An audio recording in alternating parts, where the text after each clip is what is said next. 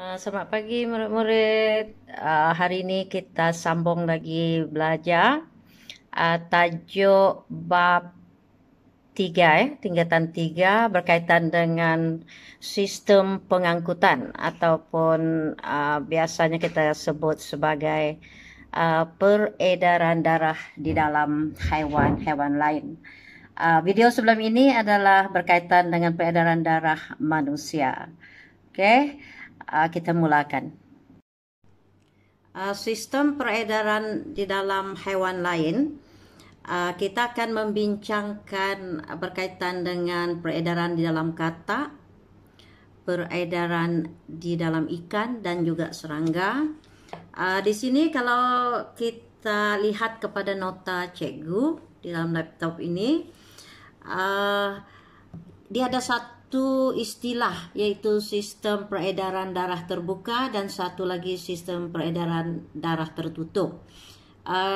Peredaran darah terbuka ni adalah lebih kepada haiwan seperti serangga di mana darah mengalir tidak di dalam salur darah khas dan selalunya darah itu mengalir dalam tekanan rendah. Sementara untuk peredaran darah tertutup bagi haiwan-haiwan lain, khasnya haiwan mamalia, amfibia, reptilia, darah berada dalam satu sistem salur darah dan darah berada dalam tekanan tinggi. Okey. Kemudian yang pertama ini adalah kita lihat kepada sistem peredaran di dalam serangga. Sistem peredaran di dalam serangga ni disebut sebagai sistem terbuka. Darah berfungsi mengangkut nutrien atau makanan. Darah tidak mengangkut oksigen. Sebab oksigen yang diperlukan oleh serangga masuk melalui liang kecil di tepi badan yang disebut sebagai spiracle. Okey, sebagai spiracle, liang spiracle. Kemudian liang spiracle ini akan bersambung terus dengan satu sistem trakea, iaitu tiub-tiub kecil di dalam badan, dan oksigen yang masuk melalui spiracle masuk sistem trakea dan terus digunakan oleh sel di dalam serangga. Okey, kalau perhatikan, saya rasa kalau awak rujuk kepada Raja Serangga, di situ serangga ada jantung. Jantung tidak seperti jantung kita. Jantung adalah untuk mengepam bendalir, bendalir yang ada di dalam serangga.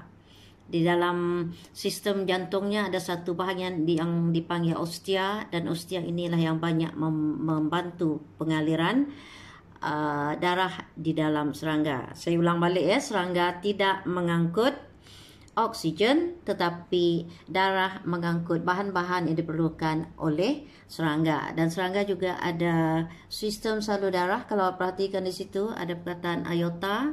Aorta ni selalunya dia bawa darah daripada jantung ke seluruh badan serangga. Okey. Cecair yang ada di dalam serangga dipanggil sebagai hemolimfa. Di mana cecair ini keluar daripada jantung. Okey, keluar daripada jantung.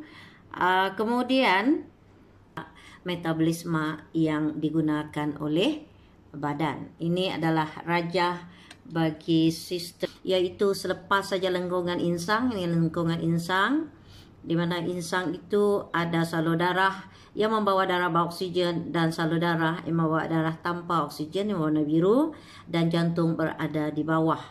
Okey, jantung ikan dia terdiri pada atrium dan ventricle dan berbeza daripada manusia.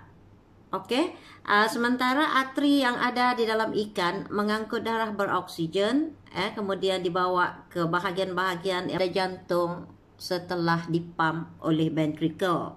Cuma yang berbeza, kalau perhatikan, kalau manusia ada 4 ruang, iaitu 2 atrium di atas dan 2 ventricle. Tapi untuk katak, awak perhatikan ada atrium kanan, ada atrium kiri dan ada 1 ventricle.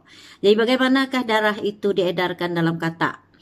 Darah yang dibawa, sebab katak ini bernafas menggunakan paru-paru dan juga kulit. Okay.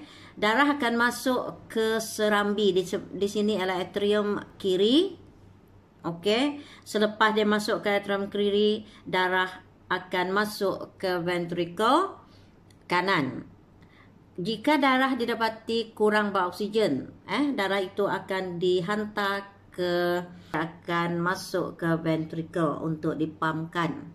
Okey, mekanisme peredarannya, saya ulang balik, darah beroksigen dari paru-paru dan kulit akan mengalir ke atrium kiri. Okey, dia akan mengalir ke atrium kiri yang ada oksigen ni. Kemudian darah itu akan masuk ke jantung, bahagian ventricle.